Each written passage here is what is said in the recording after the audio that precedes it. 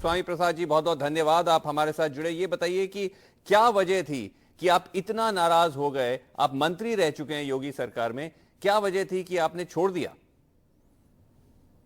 देखिए, राजनीतिक फैसला में अगर कोई निर्णय लिया जाता है तो स्वाभाविक रूप से उसके पीछे बहुत बड़ा कारण होता है। मैंने योगी मंत्रिमंडल से मंत्री पद से इस्तीफा दिया और कारण मैंने स्पष्ट किया है कि जिस तरीके से भारतीय जनता पार्टी की सरकार में अनुसूचित जात, जनजात, पिछड़े वर्गों के आरक्षण के साथ घिनौना मजाक किया जा रहा है, अजगर की तरह इनके हक और आरक्षण को ये सरकार निगल रही है, साथ ही साथ आरक्षित जगहों पर सामान्य लोगों की भर्ती कर रही है, बिना विज्ञापन निकाले, बिना अनुसूचित जात, जनजाति और पिछड़े वर्गों का आवेदन मांगे एक लाइन का प्रस्ताव लेकर करके कि यह अनुसूचित जाति और जनजाति और पिछड़े वर्ग के अभ्यर्थी पाए नहीं गए, इसलिए इनके जगह पर सामान्य लोगों की भर्ती कर दिया जाए। इस आदेश के माध्यम से सारे मेडिकल कॉलेजों में इन्होंने सामान्य वर्ग की तैनाती कर दी। साथ ही साथ ऐसे राजकीय और सरकारी संस्थान, प्रतिष्ठान या सरकार अर्ध सरकारी या सरकार द्वारा अनुदानित या सरकार द्वारा सहायता प्राप्त जितने बड़े संस्थान प्रतिष्ठान हैं, एक एक करके ये निजी क्षेत्रों में सरकारी संस्थान को सौंपते जा रहे हैं, जहां पर आरक्षण व्यवस्था के माध्यम से अनुसूचित जात, जनजाति और पिछड़े वर्ग के लोग नौकरी पाते हैं, उन संस्थानों को निजी क्षेत्रों में दे रहे हैं, तो स्वाभाविक रूप से निजी क्षेत्रों में आरक्षण की व्यवस्था लागू हो नहीं सकती। जानबूझकर के ऐसा किया जा रहा है जिससे कि अनुसूचित जाति, जनजाति और पिछड़े वर्ग के लोग चौराहे पर खड़े हो जाएं, भिखारियों की तरह फिर से जाकर के मजदूरी करें और अपने जीने के लिए मोहताज हो जाएं और इनकी मजबूरी का फायदा ये सरकार में उठाते रहें, जिसका मैंने समय समय पर जब कैबिनेट के अंदर भी बात किया, केंद्रीय नेताओं को भी अपना आक्रोश जाहिर किया।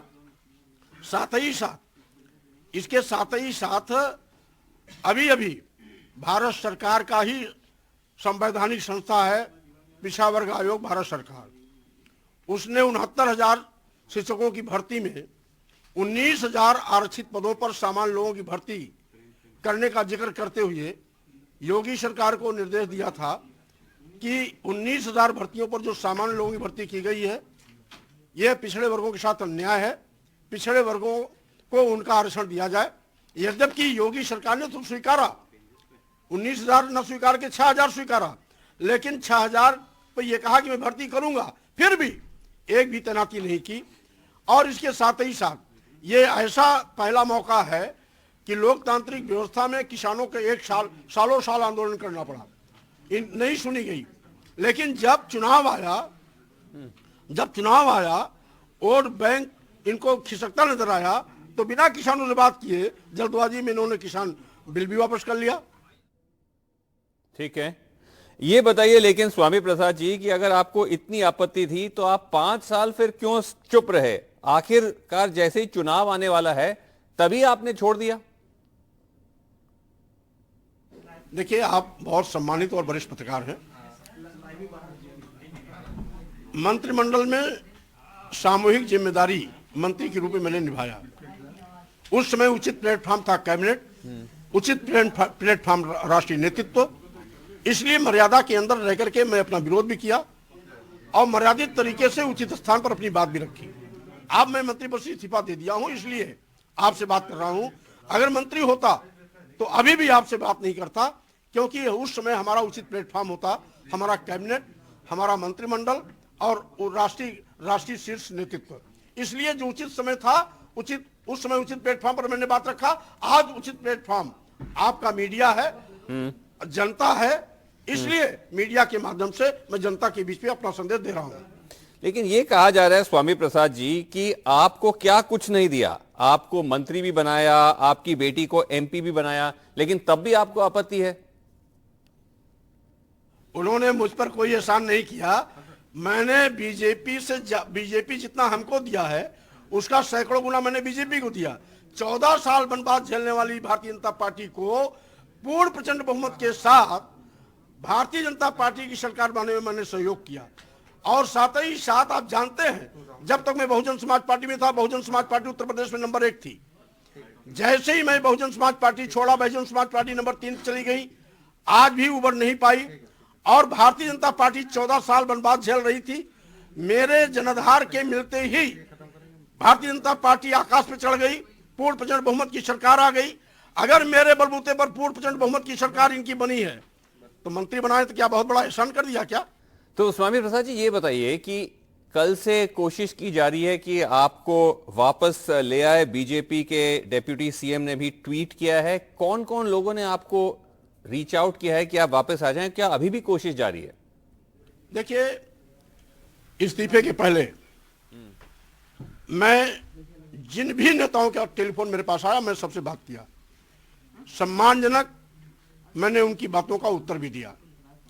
और इस्तीफा देने के बाद मैं भीड़ में घिर गया, मीडिया के बीच में घिर गया, मैं अपने लैंडलाइन टेलीफोन से हट गया, यहां तक कि अपने कार्यालय के स्टाफ से भी हट गया। अब तो मैं अपने कार्यालय के स्टाफ से नहीं मिल पा रहा हूं, भीड़ के नाते और मीडिया के नाते मैं अपने स्टाफ के लोगों को समय नहीं दे पा रहा हूं। इसलिए किसका टेलीफोन आ रहा है, किसका नहीं आ रहा है, इसका तो मुझे संज्ञान भी नहीं है। लेकिन एक तरफ आप कह रहे हैं कि आपको मनाने की का काम किया जा रहा है, और दूसरी तरफ एक आपके अगेंस्ट अरेस्ट वारंट जारी कर दिया है 2014 वाले केस में। अब देखिए, अगर कोई केस है तो उसके लिए कानून है, उसके लिए न्यायालय है। कोई बात होगी मैं न्यायालय में अपनी बात रखूंगा। कानून आप कह रहे हैं कि आप उसको न्यायालय में जाके आप उसको you'll take it to the court of law. But ये बताइए कि स्वामी प्रसाद जी की और मिनिस्टर्स हम देख रहे हैं छोड़ के आ रहे हैं। कितने ऐसे और मिनिस्टर्स और एमएलएज आपका दावा है कि अभी आपके साथ आने वाले हैं, छोड़ने वाले हैं? अभी आप देखिए होता है क्या, अभी ये सिलसिला चलता रहेगा और 14 को जो हमारा निर्णय होगा वो भारतीय जनता पार्टी सरकार की ताबूत में अंतिम कील गड़ेगा। इनकी विदाई की तिथि तय हो जाएगी और नई सरकार के बनने का उसी दिन शुभारंभ हो जाएगा। और क्या योगी जी से आपकी कोई बात हुई? क्या ये सारी चीजें आपने योगी जी के सामने रखा? देखिए, जब आवश्यक था तब बात हुई, इस्तीफे के बाद अब बात करने का कोई औचित्य नहीं। अच्छा, उसके बाद कोई बात नहीं है। ये जो कहा गया कि आपके बेटे को टिकट नहीं दिया गया इसीलिए आप भड़क गए। अरे बेटी और बेटा क्या मतलब? जब उत्तर प्रदेश की राजनीति मैं करता हूं, उत्तर प्रदेश के दलित और पिछड़े हमारे साथ खड़े हैं, तो जहां लाखों लोग खड़े हैं उस लाखों लोग की भीड़ में बेटी एक बेटा भी खड़ा हो जाएगा। बेटी बेटा क्या मतलब होता है? बेटी बेटा में आप कह रहे हैं उसकी वजह नहीं है। बट ये बताइए कि अभी तक आपने आपका नेक्स्ट स्टेप साफ क्यों नहीं किया है? समाजवादी पार्टी की तरफ इशारा है, ये कंफर्म है आप समाजवादी पार्टी के पास जा रहे हैं?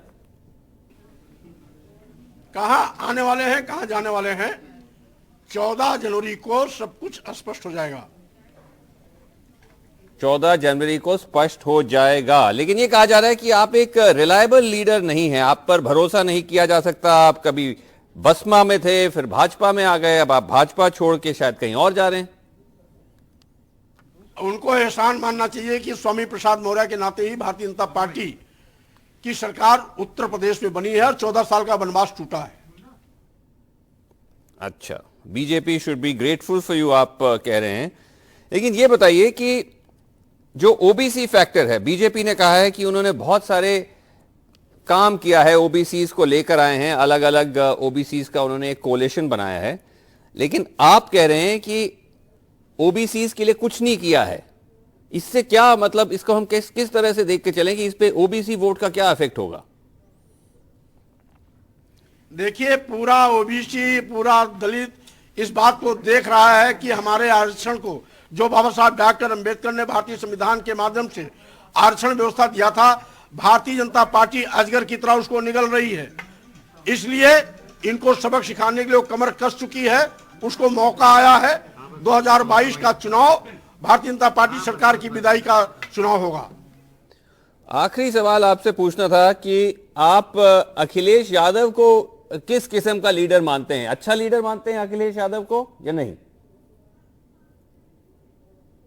अब स्वाभाविक रूप से वो समाजवादी पार्टी नेता हैं और समाजवादी विचारधारा पार्टी के राष्ट्रीय अध्यक्ष हैं, तो नेता तो अच्छे ही है। जो मुख्यमंत्री रहा है तो नेता तो अच्छा होगा, तभी तो मुख्यमंत्री था।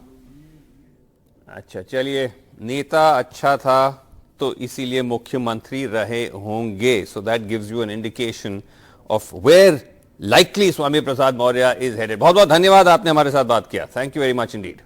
Thank you.